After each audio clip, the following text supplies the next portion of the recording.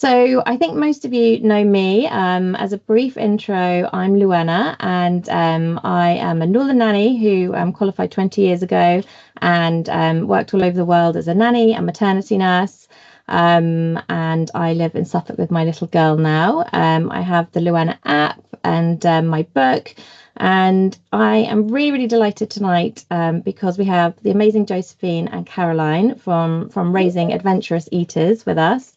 And we are going to be chatting about all things fussy eating, about why fussy eating happens and what we can do.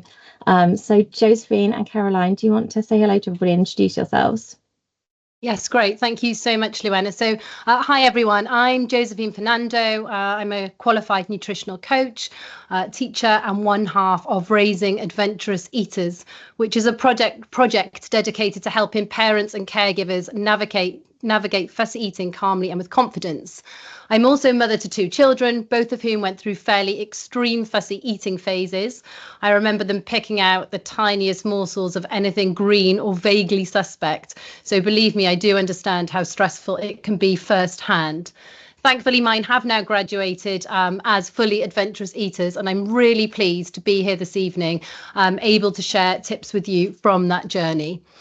As you can probably tell, really excited to be here. I'm also really grateful that you have given up your time to join us or watching this afterwards. We do not take the fact that you've given up your time lightly. So please be assured that the next hour or so will be absolutely jam-packed with information, guidance, and simple yet high-impact strategies that you will be able to implement right away.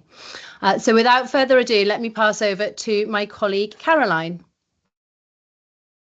Hi everyone, I'm Caroline. Since 2018, I've been coaching parents, supporting them with all aspects of their parenting journey, and importantly, helping them to feel confident in their ability to raise children who thrive in today's sometimes crazy world. I myself have two teenagers whose fussy eating years are thankfully behind them, but I was there too. And when Joe and I met in 2022, we realized that we were uniquely positioned to combine our skills in nutrition and parent coaching to help parents with fussy eating. And as Josephine mentioned, Raising Adventurous Eaters is a platform committed to supporting busy parents to stay calm while navigating fussy eating, sharing all that info that we wished we had had back in the day. And we do that in masterclasses and webinars like this one. We've got lots of free resources on our website and socials as well, and also through our Raising Adventurous Eaters audio course, which parents can purchase to go through things step by step. And I do have to apologize, I'm on my phone due to a little technical hitch.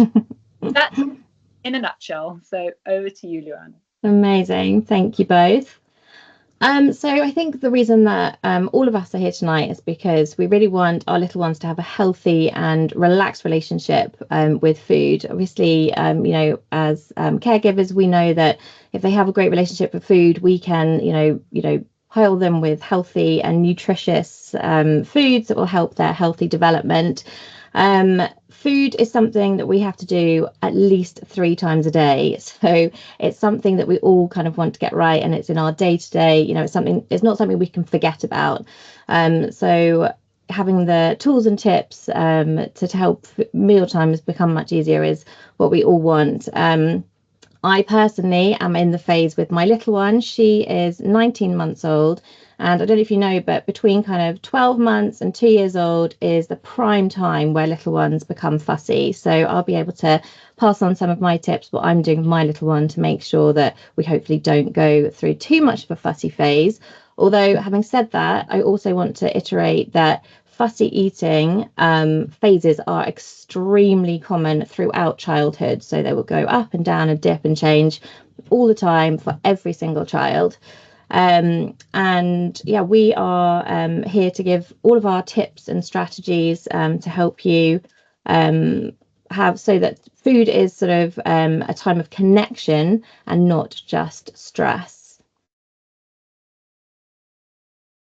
So I'll hand over to you guys on why fussy eating happens. I think this is a question that lots of us want to know. Yeah, perfect. Thank you so much, Louenna. So I'm going to talk about why fussy eating happens. And exactly as you say, my kind of starting point is to let you know that fussy eating is extremely, extremely common. So there's a lack of precise consensus around exact figures, but it's generally accepted that between 40 to 50% of children experience a fussy eating phase of some description at some point. So I know that doesn't make it easy to deal with, far from it, but hopefully that fact does bring some level of reassurance. The second thing to know is that fussy eating is almost always a normal, even healthy part of childhood development.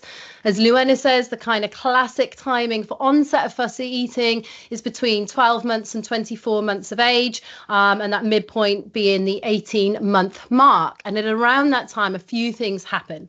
One of which is that many children develop something called neophobia. Now, neophobia comes from the Latin word for new and the Greek word for phobia, and together and in this context means a fear of new foods.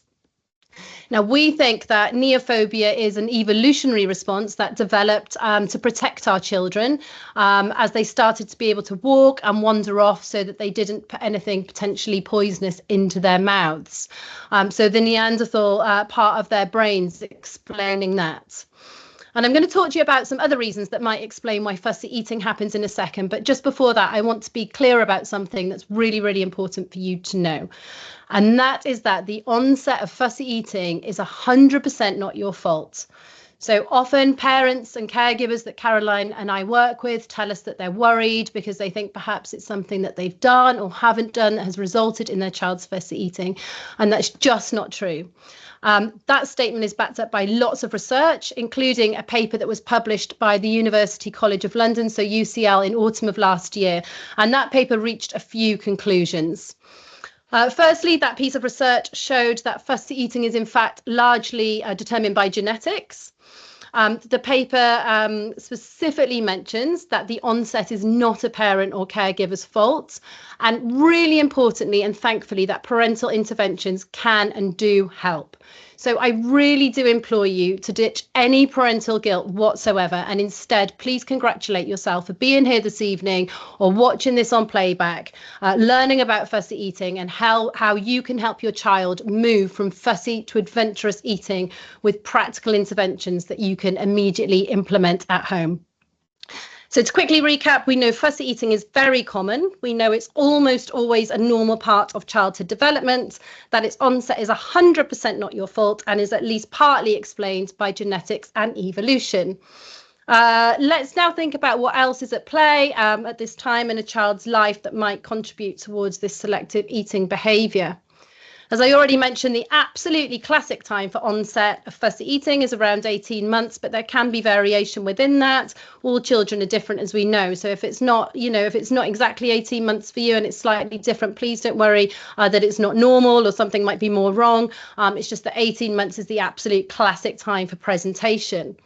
And at this point in a child's life, for those of you familiar with the growth charts in the red books that we are typically given when children are born, if you look at the growth charts at around 18 months of age, you'll see that the graph actually starts to flatten off. And that's because at this age, the growth rate slows down and therefore children actually need a little bit less food. And sometimes parents that Caroline and I work with tell us when we show them this, they realise that they have an unrealistic expectation of what the amount their child should be eating. And sometimes this can be confused. The reduction in demand for food can be confused with them thinking that their child has a level of fussiness. Now, there's a really fantastic resource. We'll send you the link after the webinar on the Infant and Toddler Forum website, which about portion sizes. And it shows by food group, not only in text, how much children at each age might be eating and the portion sizes for different foods, but it also has images, which I think can be really, really useful. So we'll send those through, but worth bearing in mind that at 18 months, 2 years of age, that curve flattens, they actually need a little bit less food. Also at this time, children's interests often start to broaden, a very natural part of development. So whereas previous to this kind of time, they might have sat nicely in their high chair for an extended period of time eating, suddenly they become more interested in the world around them. So perhaps they're sat in their high chair and they see a toy they really love out of the corner of their eye. It gets their attention and that's it, mealtime over. So that can also explain some of the varying interest in food, and again can present as a level of fussiness. Coupled with this, many children at this age have a growing sense of independence. They like to make their own assertions. I can definitely remember my children asking me for triangle sandwiches, and once I cut them into triangles, they demanded square triangles. So, you know, the ever reasonable toddler story. In toddlerland, children can't actually control a huge amount, but they know that they, and rightly so, that they can control whether and how much they eat. And children are very clever. As I'm sure you know, they realise that we care deeply about how much food they eat. And sometimes they use it against us a little bit at a kind of semi-conscious level. And meal times can start to present and turn into a little bit of a power struggle. So don't worry, we've got lots of tips to help you with that. But just so you know, that's another really normal part of development. Another possible cause that I want to mention for children going through a fussy eating phase is sensory experience. So parents often tell Caroline and I that their children favour beige, crunchy foods, often from a packet, things like chicken nuggets, toast, crisps, etc. And that's because these foods are homogenous in nature. So they're always the same. Children know exactly what they're going to get. There's no nasty surprises. There's no strange, potentially overwhelming tastes and textures, which, when you think about it, is in stark contrast with, say, a banana or a tomato or even spaghetti bolognese, something like that, especially if different people have cooked it. Again, this is really, really normal. And we'll talk about lots of strategies and ways to kind of move through that. Finally, I also just want to mention that the onset of a fussy eating phase can follow a period of illness or other notable event in a child's life. So to sum up, many, many reasons that may explain the onset of your child's fussy eating phase, absolutely none of which are your fault. And while very stressful and frustrating, it is almost always a normal part of childhood development. Now, if you're sat there thinking, that's fine, but what if my child is one of the ones, you know, you say it's a very normal part of childhood development, typically, but what if my child's one where it's a bit more complex? Don't worry, we do hear you and we have got you on that. We have on our website, there is a free research-backed quiz which you can fill in, takes a few minutes. We'll send you again the link afterwards, which will tell you whether your child is likely experiencing a typical fussy eating phase or potentially something more complex. That being said, if you are in any doubt whatsoever, and especially if your child has a fever, is losing weight or is particularly lethargic, please do seek medical advice. Always better safe than sorry. So if in any doubt, do reach out to your GP or other healthcare provider. That's a kind of overview of why fussy eating might happen. We're going to talk now about what we can do, what strategies we can implement to help with fussy eating. You're going to hear lots of guidance and information, as I've said. So let me, at this point, hand back over to Louenna. Thanks, Jo. Okay, so let's start with pressure. We really wanted to put its own slide in here for pressure, because we feel like it's such a huge part of fussy eating and why children sort of push against you really wanting to eat this delicious food. Now I can tell you that as a nanny, and I've looked after, you know, hundreds of children in any sphere with a child, even as young as a baby, as soon as they realise that you really want them to do something, they absolutely push against that. So that's the same with food. So I have seen quite a lot of my families, you know, observing families. I will see people putting a plate of food in front of their child and then literally looking at them and really, you know, you're willing them to eat. Now, as soon as your child feels that pressure of you really wanting them to do that, their hunger will disappear and they really won't want to eat it. So pressure is something we should all really be looking for in ourselves, really, because it's hard. It's easy for me to observe people doing it, but when I think you're in the room yourself, it is hard. So I would say from myself, I always try to sort of initiate conversation so that we're not focusing on the food. And with older children, if you have, older ones that can play a game, I sort of use the table, sitting around the table and using like the highs and lows game, where I would say, let's all go around the table and discuss our highs and lows of the day. So it's just taking their mind off the food, and not having that concentration on the food. But I will hand over to you, Caroline, I think, so you're going to tell us a bit more about pressure. Thanks, Louenna. Yes, Joe and I always say that if we could give just one piece of advice to help parents raise adventurous eaters, it would be to do everything humanly possible to remove pressure around food and meal times. And that's both from your child, so the pressure to eat, and from yourself, the pressure to feed them perfectly.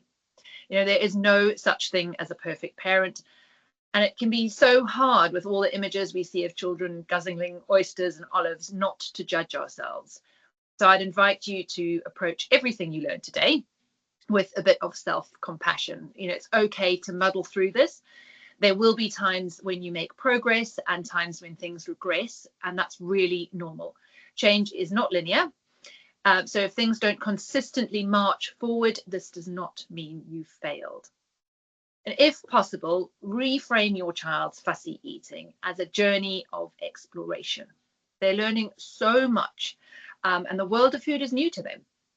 So if we put ourselves in the position of their guide, who is there to keep them safe and, of course, keep those guardrails up and those boundaries, but also to point out new and curious things, and then we can be explorers together as they move through this journey to being adventurous eaters. Reframing can really shift the pressure off both of you. So just notice what you're currently thinking. If you're being unkind to yourself, or if you are sort of blaming your child, or whatever form of thoughts that you might be having that are negative, see if you can flip them so that you can help yourself enjoy meals a bit more.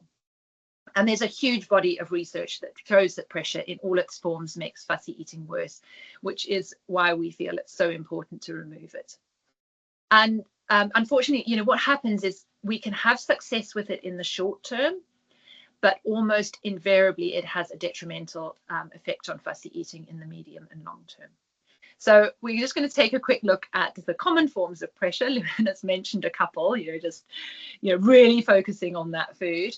But please, if you have done any of these, you are with about 99% of parents who have fussy eating. So no judgment whatsoever. We're simply highlighting them so that you know what to avoid, and can switch them for some of the easy to implement alternatives that we'll be sharing throughout this webinar. So pressure one, sort of begging, just one more spoon, please. Bribery. If you eat your veg, you can have. Gaslighting. You do like bananas. I know you do. Go on, eat them. Punishment. No bluey if you don't eat it. Emotional blackmail. I'll be so happy if you eat, or so cross if you don't. Talking about food and health. Vegetables are good for you. You won't go big and strong without them. You need to eat your vegetables. It'll make you healthy. And then this one is less obvious, but it is pressure nonetheless, and that is celebrating with praise and claps and cheers and happy dances when they do finally eat. Particularly to Louenna's point, when they know you really want something. It's true. Oh, have we lost Caroline? Have we lost Caroline, Joe?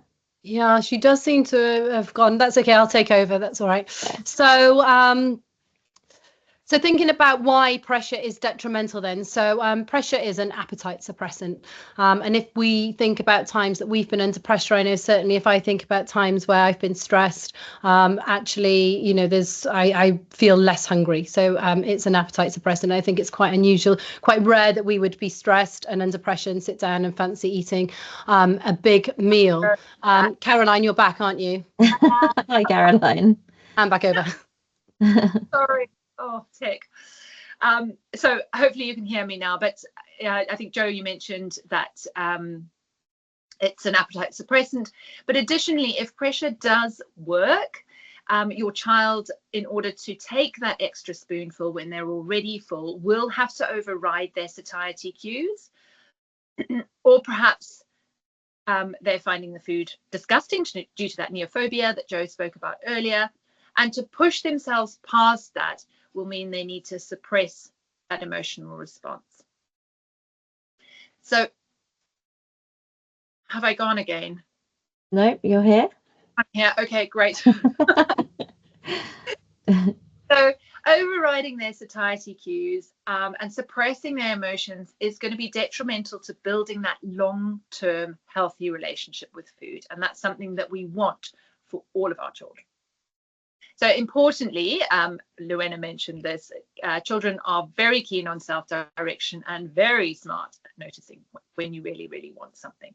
So the key strategy for meal times is nonchalance, which when we're anxious and worried, it can be really difficult.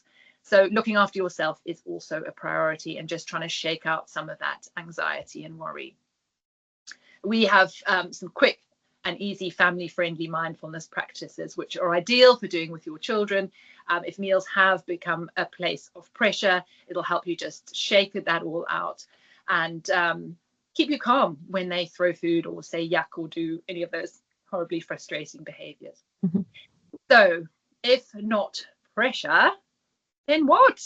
I hear you cry. Well, that's what we're here for, and we'll be sharing that with you now. Nanny Louenna, as I'm sure you know, has a wealth of experience.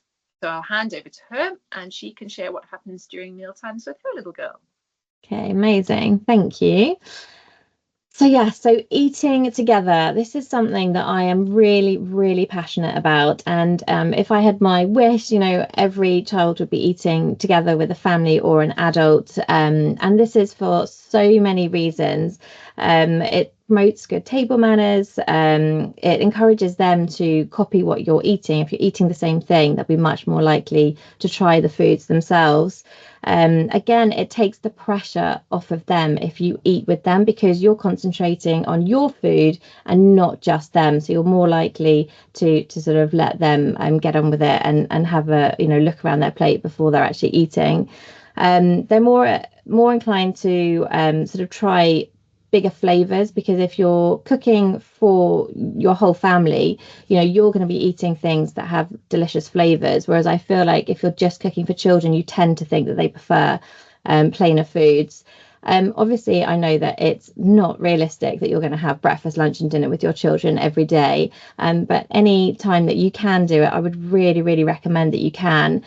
And I also want to say that, we say that if you eat with your child, they will definitely eat better, but that's not meaning, if you eat with them tomorrow at lunchtime, they'll have a better lunchtime tomorrow. We're talking about over a long period of time. If you can sort of get in the habit of eating alongside them, it will be really, really beneficial for them.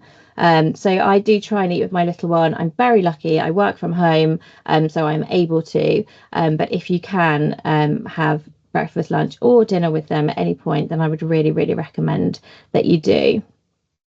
So when we eat together, I also think that it stops your little one just getting down, because imagine that you've just got one child sat at the table and they're eating their meal and they say, okay, I'm finished.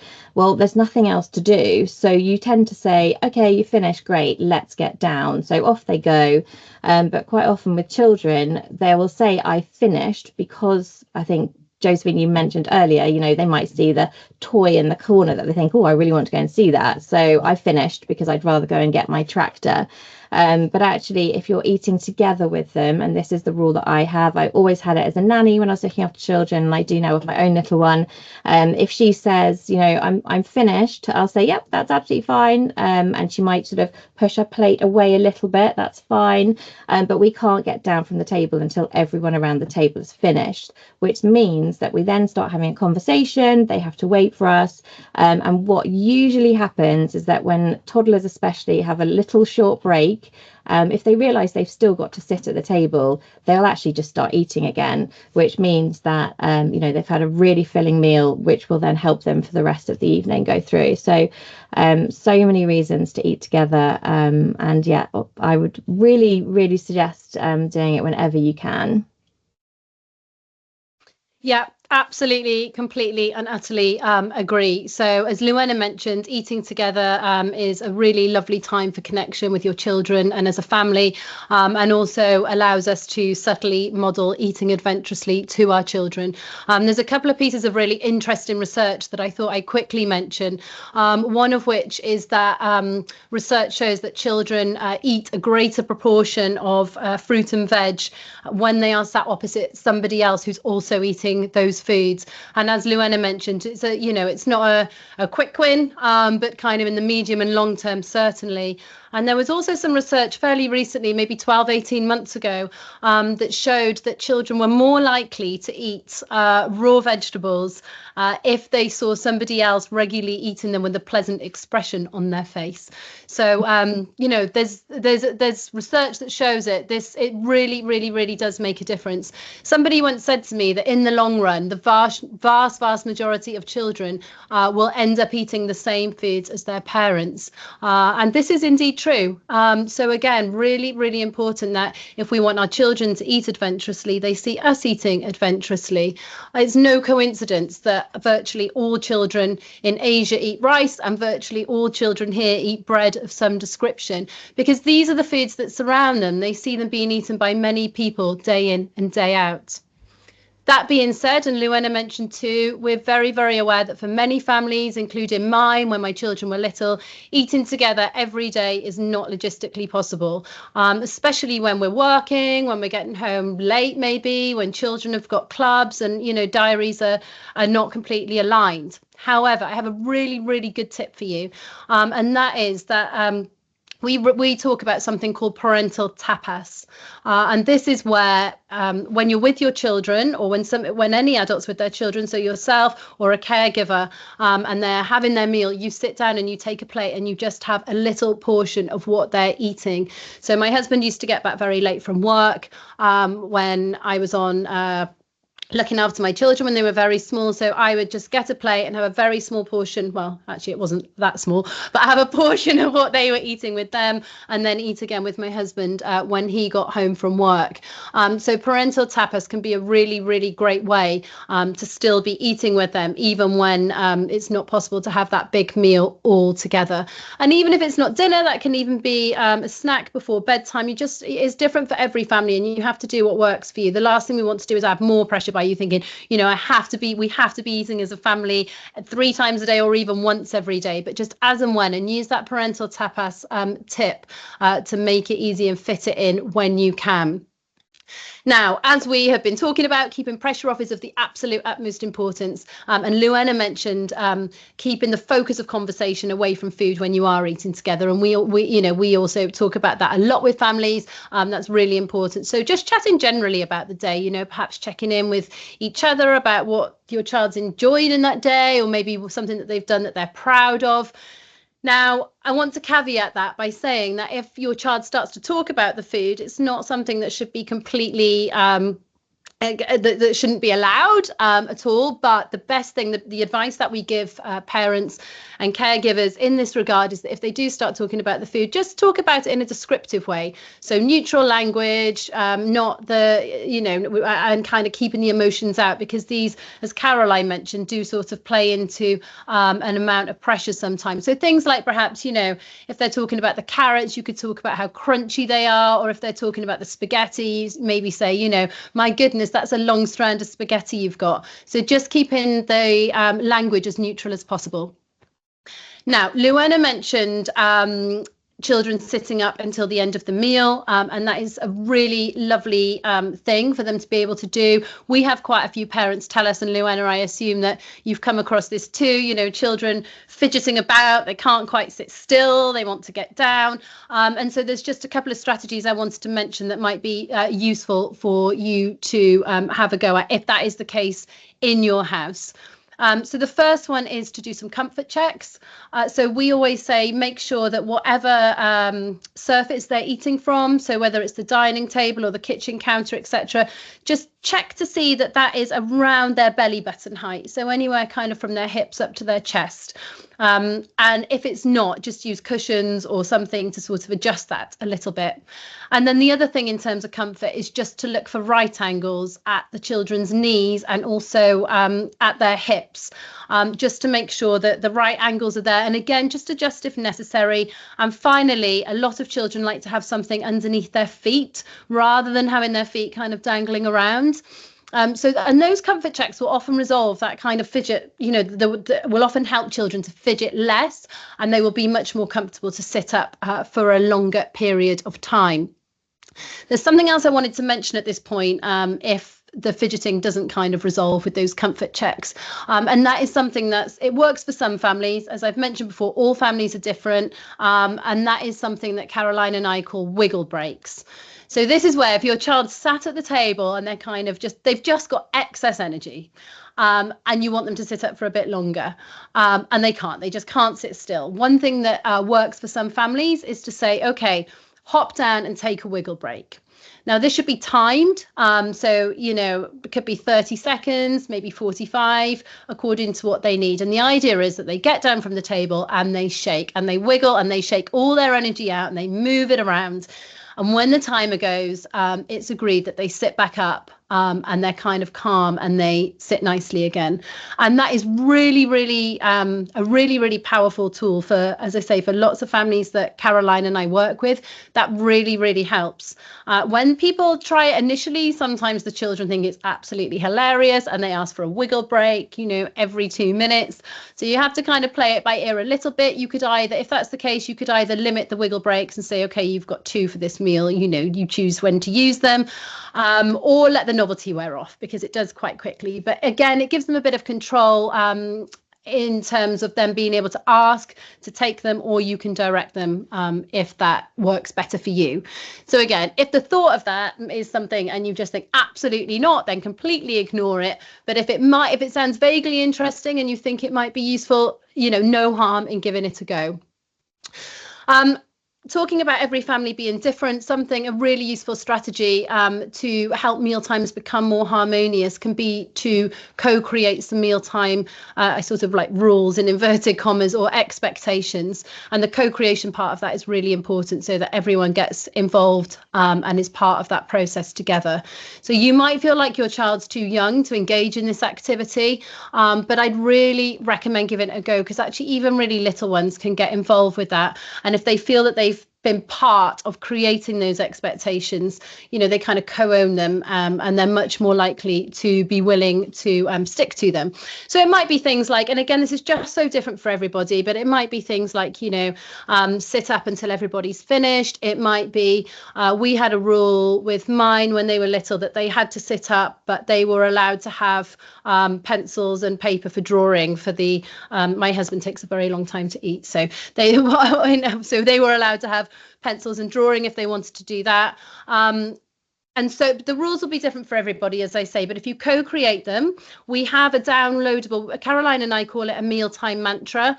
We have a downloadable resource. Again, we'll send you the link afterwards if you'd like to use that, or of course you can create your own. It's really nice if everybody signs it. If the children are little, it could be a thumbprint of theirs on it or a little squiggle, just for that ownership piece. And another good tip for that is to number the expectations. Because that way, we have ours printed and near the place where we eat. And then if somebody doesn't stick to the kind of rule or expectation, rather than using negative language and saying, for example, Otis, take your feet down from the table, you can just be a bit more playful with it and say, Otis, remember number 3. And so you don't have to use the kind of negative language, and that can just keep things a bit lighter and make it a little bit easier for them to stick to. So lots and lots of strategies for you to consider to help you eat together, but to make it harmonious and enjoyable. Consider them against the backdrop of your family setup, your rhythm, your priorities, but regardless of specifics, as Louenna says, echoing again, eating together in some form of an or another at some point in the week, whether it's weekends, full meals, parental tapas, whatever it is a really key part of raising adventurous eaters.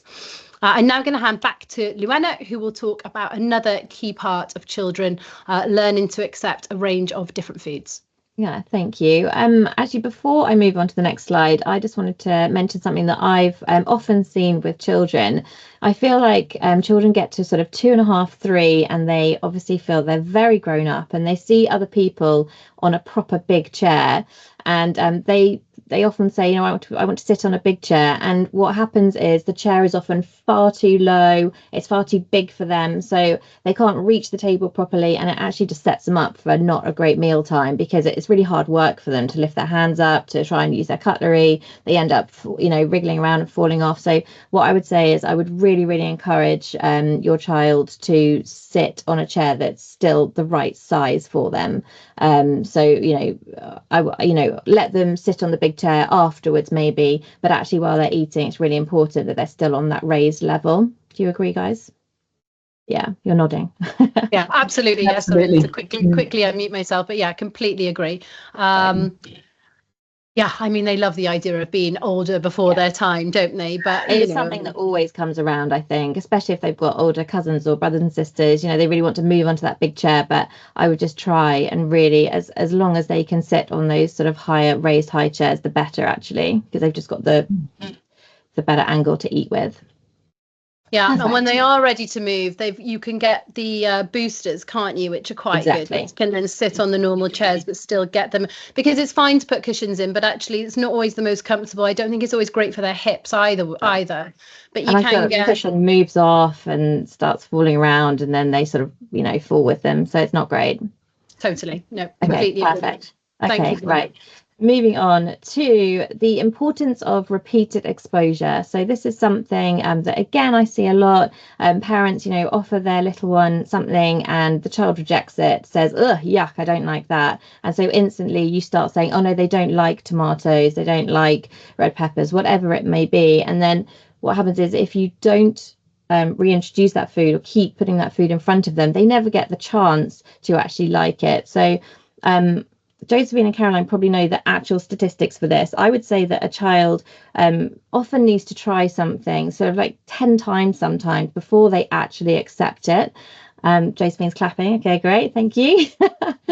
A little example of this personally for me that's happened recently. My little girl, when I was weaning her, she was really great. She was loving weaning, and then I gave her mashed banana, completely pureed, and honestly, the face she pulled, she was gagging. She thought it was absolutely disgusting. So I was like, oh wow, okay, she just really doesn't like banana. But I kept giving it to her. I gave her a break. I went back to other foods that I knew she liked for a couple of days, and then I gave her a tiny taste of banana again. I would start mixing it into other foods, and she all the time she kept saying no, banana, really didn't like it. I would say for 6 months, every time I gave her banana, she, rejected it, said no, spat it out. But I kept giving it to her. She's now 19 months old, and I promise you, it was overnight. It was on her plate one day. She picked it up, and actually she just ate the banana. And now she will go to the fruit bowl and pick out a banana. So what I'm saying is, don't just think that, if your child doesn't like something, it will be forever, because their taste buds change and evolve constantly throughout childhood. And I think, ourselves even, I definitely didn't like things like avocado when I was younger, but you keep eating it and then you like it. So really important that it just keeps showing up on their plate and doesn't just get taken away. I also think that we know as adults what things taste like, whereas children don't. Every time they're putting something in their mouth, they don't know what's about to hit them. So sometimes, or quite often, they might put something in their mouth, it's not what they expect, and so they'll spit it out. And I completely don't react to it. Again, personal experience right now, my little girl, 19 months old, she sat at the table. I was having a meal with my family a couple of weeks ago, and she put something in her mouth and she spat it out. Now, I don't react, but my brothers were like, oh my gosh, Louenna, are you not going to, say something? She's spitting out her food. I said, no, absolutely not, because I don't want her to not try things. I want her to be able to put things in her mouth, and if she doesn't like it, to spit it out. Now, she's a toddler, so obviously it's very different. If you're dealing with a 6-year-old, you don't want them spitting food out, and you would talk to them about that. But at this age, when it's prime time, that they, are exploring food, I just don't react to it, because if you're observing a toddler with a plate of food, they might put something in their mouth and spit it out. But then if you don't react, a few minutes later, you'll look at them and they're actually trying it again, which is great. They might spit it out again, fine. But eventually, sometimes by the end of the meal, they're actually like, oh, I know what that taste is now, and it's fine, and I'm going to try it. So, the importance of repeated exposure is, really, really important. And something that for us, we keep doing every day. And I think, Caroline, you've got some more to add to that. Yeah, well, I mean, I agree with absolutely everything you've said there. Actually, the statistic is up to 20 times. Wow. Okay. Before a child will truly decide whether or not they like it. So that's a lot, isn't it? A lot, many times. I mean, there is not universal agreement among researchers, and that figure does vary. But it can be higher than that, in fact, in some research papers. But yes, you've from your own personal experience, that this is true, that repeated exposure to new and refused foods is of critical importance. So don't take those foods off the menu. Keep them showing up. As when my daughter was a toddler, she didn't like green beans, and I did that classic thing. I took them off the menu. Every couple of months, I might just sort of put them on her plate, and she'd reject them again. But she was eating with a friend of mine, and my friend was eating raw beans. There was no pressure for her to try, but suddenly she was intrigued, and raw beans became a favorite. She was being a bunny with her friend Lara, and that's got her eating raw carrot battens, which, the cooked carrots I had fed her were totally unacceptable. She liked chips, but she hated potatoes. So, perfect illustration of how varying the way food is presented might suddenly make it acceptable. So, think mashed, spiralized, cooked, raw, steamed, roasted, fried, crinkle cut with stampers. There are plenty of options, and mixing it up, mixing up the food, the way food is offered, can be hugely beneficial, because it just might spark your child's curiosity and interest. And also just get them over that neophobia. And I think, the other thing that's quite important when we're talking about new exposures is to just always offer new and previously refused foods alongside safe foods that your child will eat. So for reference, as an absolute minimum, 3/4 of their plate should be safe foods, with new foods taking up a maximum of 1/4 and possibly less. So that new exposure might be 3 peas or half a teaspoon of rice or a couple of slices of carrot. It's much better for them to ask for more than to be overwhelmed by it.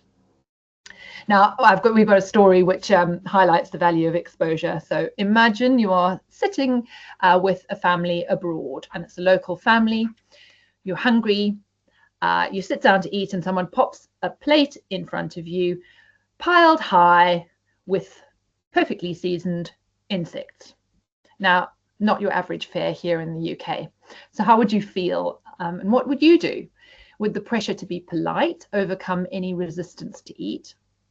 So now compare that to a meal where you sit down with the same family, but this time an empty plate is handed to you, and those perfectly cooked insects are laid out on the table for you to serve yourself.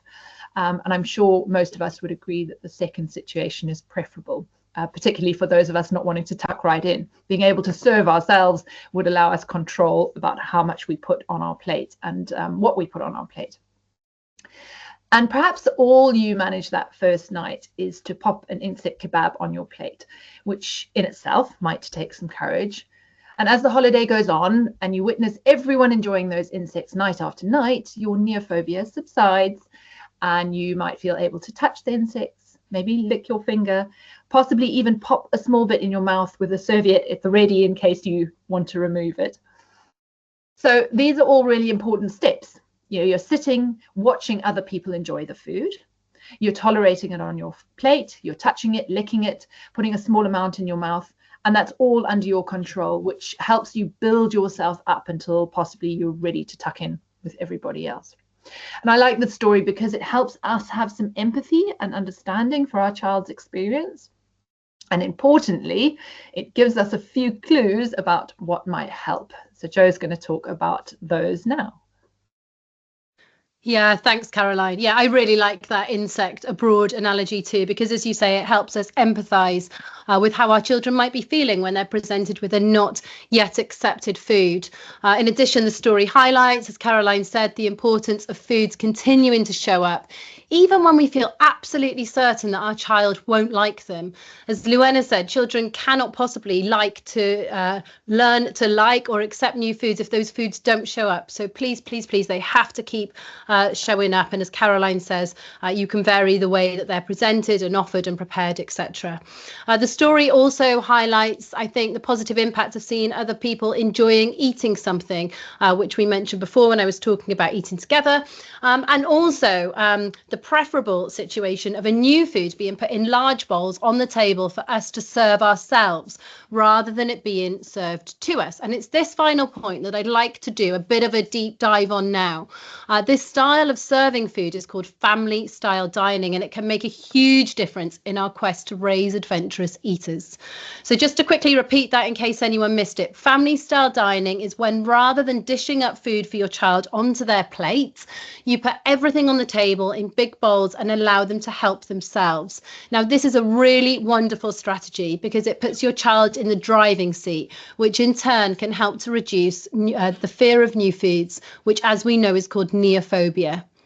Caroline and I honestly hear time and time again stories of parents being absolutely speechless as their child has helped themselves to something that they wouldn't usually have touched had it been served to them. And that's why it's always one of the high impact strategies that we suggest trying in a quest to raise an adventurous eater. Now, of course, there might need to be a conversation around your child not having all the roast potatoes, making sure there's enough for everybody, sharing, etc. But the benefits are great. Not only will it give your child more independence and control, which we know is really important, but crucially, family style dining also removes pressure, which leads nicely on to the next high impact strategy I'd like to talk about this evening, which is tweaking the language that we use both about and in front of our children. Let me tell you about Freddie. Freddie's 3 years old. He's heading over to his grandparents' house and he's really looking forward to playing with his cousins. But he knows that before they can run out into the garden, he'll have to eat lunch, which is sometimes a bit tricky because his gran cooks weird food and he feels pressure to eat it. When they pull up outside Gran's house, he remembers this. He's reluctant to get out of the car, but his dad persuades him it'll be fun. So they hop out, run into the kitchen. Gran's getting lunch ready. She says, "I'm making spaghetti bolognese with green beans and carrots. How does that sound?" Freddie looks at his dad with a worried expression. Let's think about two possible reactions from his dad and their resulting impact. Sighing, Dad says, "Oh, Freddie's such a fussy eater. He likes plain spaghetti, but honestly, that's about it. He might touch a bean if you're lucky, but it's a nightmare feeding him." Hearing this, the anxious knot in Freddie's stomach tightens and completely banishes his appetite. Let's think about the impact of this response. Through his dad's words, we hear tones of disappointment and frustration. It's of course very understandable that he's worried about Freddie's eating and thinks it's problematic, but responding like this and attaching a fussy eater label is unlikely that the response will help Freddie learn to enjoy new foods. Now, let's think about the impact of a slightly different response. With a smile, Freddie's dad says, "Oh, Freddie is discovering that he is an adventurous eater right now. He's learning to like new foods all the time. He loves plain spaghetti at the moment, but he's not keen on bolognese sauce or veggies just yet. Would it be okay to serve the bits in separate bowls, please, so he can choose whether to leave them or have a try? Thank you so much." How might Freddie feel now? There's clearly a vast difference in the impact of his father's words. Not only has he praised Freddie's process of discovery, but he's also used positive, empowering language to describe actually the same facts about his eating preferences. If Freddie hears the first response, he might begin to play into the role of a fussy eater, having been labelled one. But when his dad says he's an adventurous eater, the chances are the chances that he'll play into this role are heightened. That's not to say language is a magic wand and will definitely lead to Freddie eating every new food, but how much more empowered and confident might he feel to be able to try when he's ready? I also want to pick up on a little 3-letter word that Freddie's father uses in the second example when he's talking about the sauce and vegetables. Yet. This small 3-letter word is so powerful, and adding it to the end of sentences removes any idea of taste permanence, subtly reminding Freddie that his tastes will change over time. If our child emphatically states that they don't like broccoli, we can lightly and with a smile add the word yet. Because they're little sponges, if we say it often enough, they'll begin to add it for us, increasing its power. It's handy for all sorts of things in parenting, actually. For example, I can't put my shoes on yet. I can't swim yet. And maybe for us too, I'm not calm at meal times yet. There's much more that I could say about language and how it impacts, but honestly, even changing these two, so switching fussy eater for adventurous or brave eater, and adding yet to the end of sentences can make an immediate and significant difference, since they're empowering and really keep the pressure off, which we know, along with repeated exposure to new foods, is absolutely key. So I'll hand back over to Louenna now, who's going to talk to us about another way that we can keep those exposures up. Brilliant. Thanks, Jo. So the benefits of learning to cook and teaching our little ones to cook is huge, and it's something that I've done so much as a nanny. It's a brilliant sensory experience. It's a science, maths, language development, play all in one. But in terms of fussy eating, your little one will be much more likely to try different flavors if they've helped you make it. Again, it's feeling control. They know what's in it. It's fun. The pressure's off. You're not sat at the table.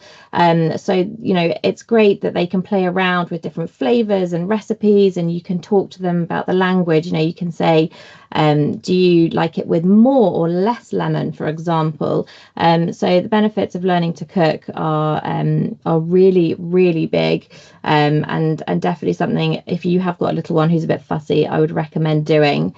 Again, with textures, if your little one is funny with textures, I would say that if they can play with it with their hands first, they're much more likely, even if it's just a little lick of their finger, they're much more likely to try it. So it's not only a brilliant life lesson that I wish that every child was taught, it's also really going to help them on their journey with food. I have just got my little one a learning tower. So I don't know if you know about those, but they're kind of a wooden stool that you can bring up to your counter so that she can come up to the countertop with me. She can see what's going on. Now, not only is this amazing for me not having to have her on my hip whilst I'm trying to cook or do things, it's also just exposing her to lots, seeing what we're cooking. She can feel the food.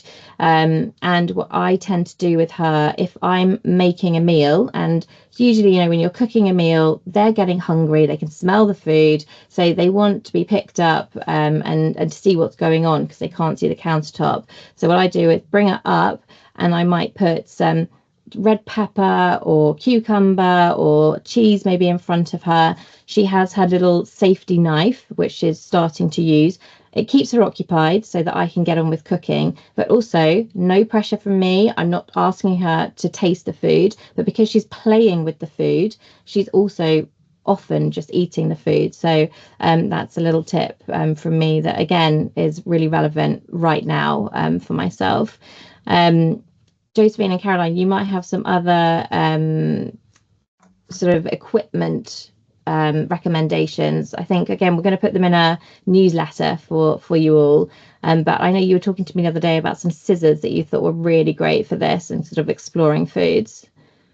Yes, definitely. Yeah. So a few quick gadget recommendations we can mention now of things that can be really useful day to day. But as you say, we can send a list afterwards with some more details. But yeah, child safe scissors for the kitchen are so useful. So it can be the same ones that they would use for arts and crafts, but I would get some specifically for the kitchen so you don't end up with glittery or kind of sticky vegetables. But they can cut an amazing amount of things. So they can cut herbs herbs, fresh herbs. They can cut things like tortilla wraps. They can cut cold meats. They can cut spring onions. Sometimes older children can even use age appropriate scissors to cut pieces of pepper, things like that. So really, really handy. Small, just as you know, doesn't take up a lot of space, obviously. Pop them in the drawer. And also in terms of, I mean, getting children in the kitchen is a massive passion of mine. I do quite a lot of work teaching children how to cook and exploring foods.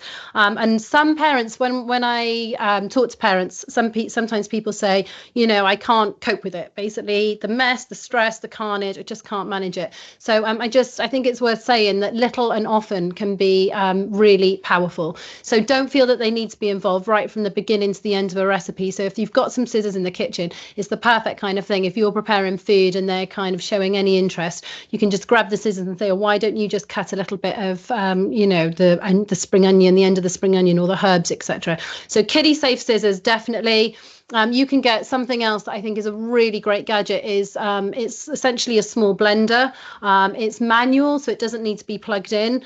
So it can be moved to where your child is. It has a handle on it that's great for little hands, because it's got like a big hook that they can put their fingers over, and basically it's powered by pull. So they pull out the they kind of pull it from the blender, and as they do that, the blade whizzes around, and it's very, very cool for children because they see the impact of their actions. And if they pull it just a couple of times, it cuts into big chunks, so it's good for like a fruit salad. If they pull it lots of times and a bit faster, it can kind of cut up onions, garlic, that kind of thing, quite small.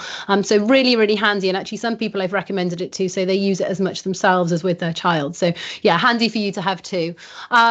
And I'll just mention one more gadget, but we'll send a list with a few more. But another one I think is really great to have, both for you preparing food for your little ones, especially when they're kind of on their adventurous journey, but also for them to use, and that's a crinkle cut knife. So you can get like one that looks kind of like a typical butter knife, but it's got a zigzag, like where it would be serrated, it's actually zigzag. Or you can get one that's a bit better for little hands, and we'll send you the link for it if you want your child to be able to do it. But basically, once you use it, it makes everything crinkle cut. So if you imagine crinkle cut chips or crinkle cut carrot battens, etc. Now this does a couple of things for little ones. It's very visual, like it looks very cool, so it might spark their curiosity in that way, but also little children find it much easier to pick up, say, a crinkle cut batten than a regular carrot batten, because it's got that kind of texture, so it's quite good for grip as well. So yeah, I've got lots more which I think we send out afterwards, but kind of be mindful of time. I'll leave it just at those three for now. Perfect. And one other thing that I did as a nanny when I was looking after older children, we one family in particular, I would do one night a week. It was a Sunday for us, and we would let the children decide the menu, and they would then cook it. So there was quite a few children in this family. So one would do a starter, one would do a main course, and one would do a pudding. And so we'd spend lots of time in the kitchen. It was really exciting for them. You know, they would make name places for everybody around the table. So it's quite a special event, but it just really got them in the kitchen. And it was quite exciting. And, you know, it was a fun evening thing. You know, the child had cooked each different part of the meal. So that's another idea that you can do. And it's a great bonding thing as well for you all, and a sort of happy time in the kitchen, if you like. I love that. That's really great. That's great. So Caroline, I think you're going to talk about some more exposure opportunities here for us. Yeah, I am. I'm conscious of time. Are you okay for me to run through these? It'll be about 5 minutes. Absolutely. Go for it. Okay. Yeah. All right. Well, let's go. They're all ways of continuing that exposure to food without it being about pressure and putting them on the plate and hoping that your child will eat them. So the first one, it's not an obvious one, but it's crafting. So to actually use the food itself and for example, use potato stampers or mush strawberries or blueberries and actually use them as finger paint, or you can tie-dye socks with beetroot, just not in your favorite white outfit, of course. Stick rice or pasta onto paper to make pictures. You can make food out of felt or card or clay, and you can use that for pretend play. Importantly, keep it simple and child-led, and aim for imperfection.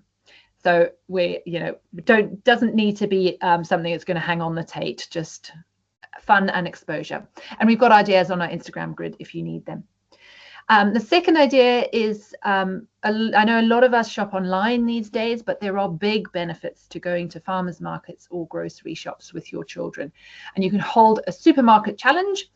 Invite your child to find a food item in the supermarket that they've never tasted before, and then you buy it, and then when you're home you find a way to taste or cook it together. And it works brilliantly because your child is leading the investigation, which they usually love.